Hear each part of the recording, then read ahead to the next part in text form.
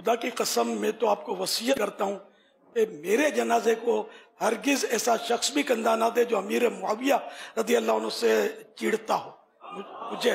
مجھے مدینے کے کتے کھا جائیں ایسے کندھے نہیں چاہیے جو گستاخ رسول ہو، گستاخ صحابہ و اہل بیت ہو۔ اپنا سوال ہی نہیں، اپنا باپ بھی ہو تو اپنے کسی کام کا نہیں ہے۔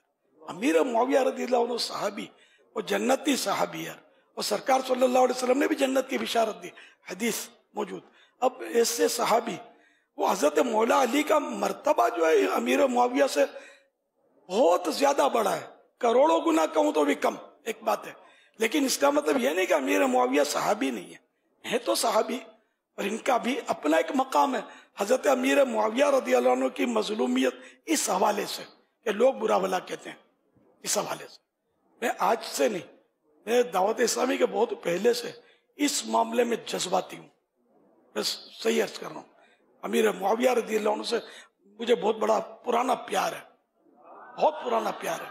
اللہ ان کے صدقے میری آئندہ نسلوں کو بھی بخشے، اور میری نسلوں میں کوئی بھی صحابہ و اہل بیت کا گستاخ پیدا نہ ہو۔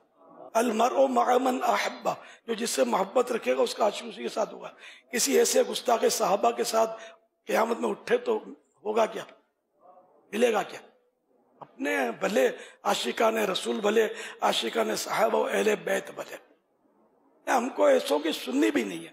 جب قرآن و حدیث میں مطلقاً صحابہ کی فضیلتیں آ گئیں، اب کسی ہسٹری کا حوالہ، تاریخ کا حوالہ، اور یہ نہیں، قرآن و حدیث کے مقابلے میں تاریخ کا حوالہ نہیں چلتا، یہ بالکل اصول کے خلاف ہے، سننا ہی نہیں اپنے کو۔